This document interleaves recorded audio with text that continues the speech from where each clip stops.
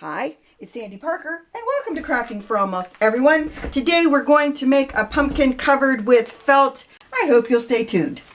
Well, I bought this pumpkin last year at, I think it was Joann's. It's $3.99 full price, but I think I got it like 90% off. And it's kind of a plasticky material. And what I wanted to do is cover it with felt. So I freehand cut a bunch of pieces of felt into three different sizes. They're roughly three different sizes. There's a big size, a medium size, and a small size. And what I wanted to do is, let me show you size-wise what they look like. That's the smallest. This is the medium. And then, ooh, come on. This is the biggest. So I thought near the top I would use the bigger pieces, then near the middle I'd use the middle size, and then at the bottom to cover the mass expanse of space I'd use the bigger. I might have to change my mind as I go, but that's what I think I'm going to do. I cut a lot more of the medium size than I did of the large. I don't really know how many I need, and I might need to stop and cut some more. But I only have a few of these little ones because I only really planned on going around maybe 2 rows of the top with that.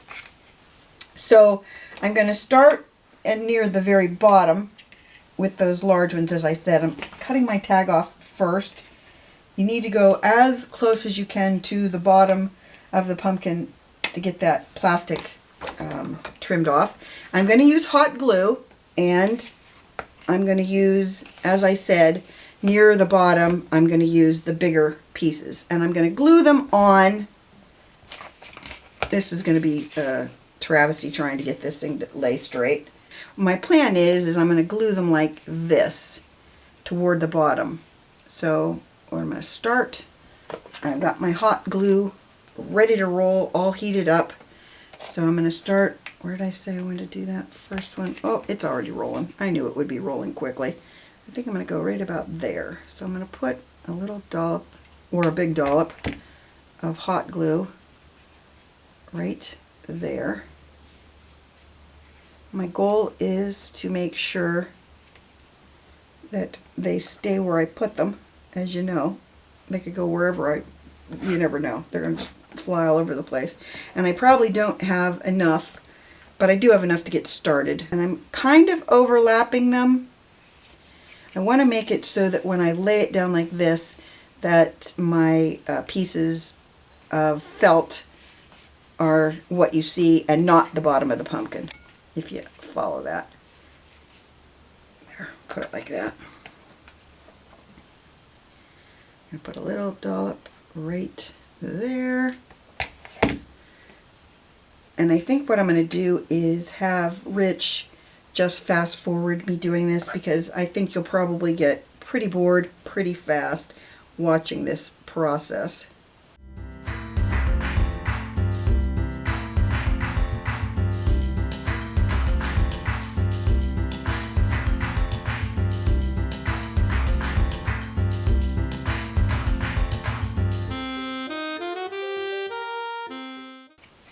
Well, I already ran out of the big ones, so I'm going to have to cut a lot more than I thought. So let me do that and I'll be back. Well, let's go on to the next row. So I've got the first row done, and I'm going to do the same thing where I'm going to put the felt under it to hold it where I want it, hopefully. Or not, whatever it goes, whatever it wants to do.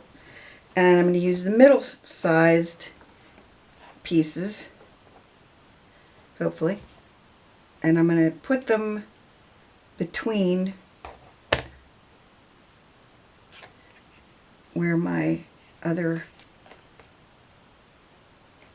ones were. So see how these two are right here?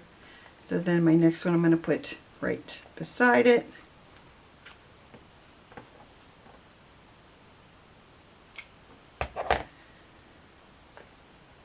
And we're overlapping them and making sure that it goes about halfway down onto this row, the first row. That's the goal anyway. And I might end up having some of these be longer on the top. Probably this one, I'll show you in a second. I'll put the glue in, and then I didn't really try to get them all the same length.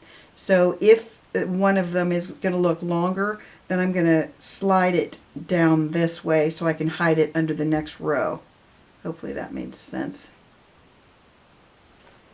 Then do the next couple, and then you'll get the gist of it, and then I'll come back when I'm ready to go to the next size, or the next row maybe.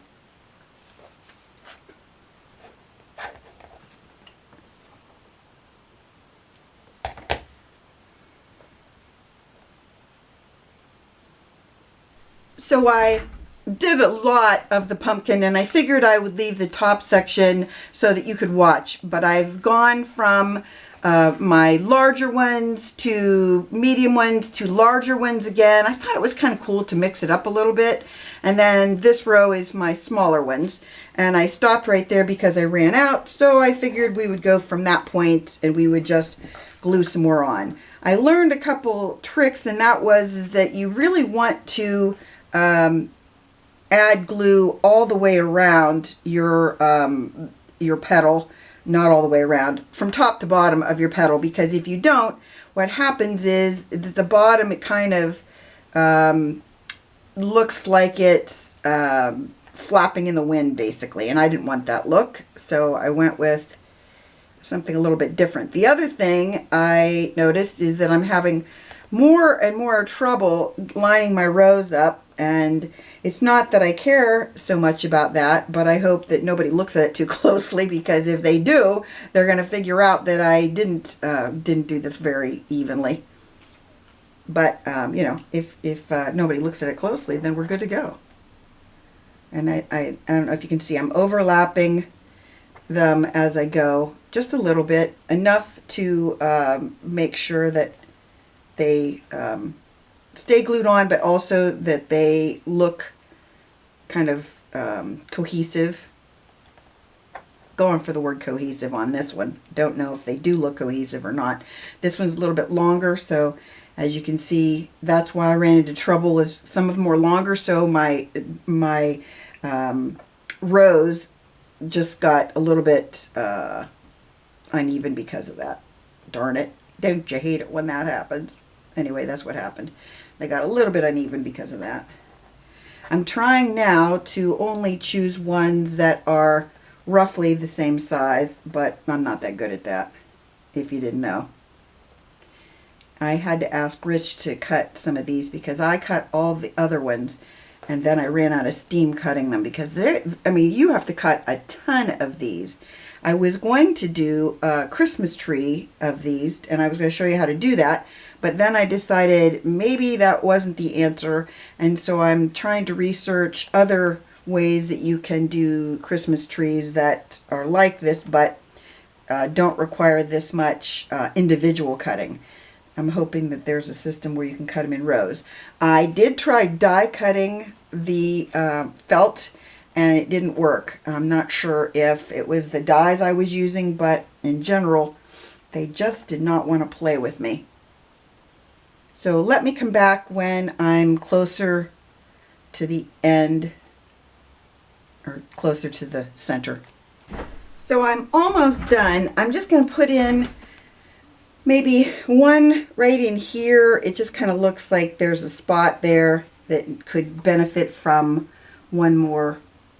And I'm going to cut the end of it off so that it's a little shorter. See how long it is? I'm going to just cut this top off like that so that I can make it fit in there a little bit tighter.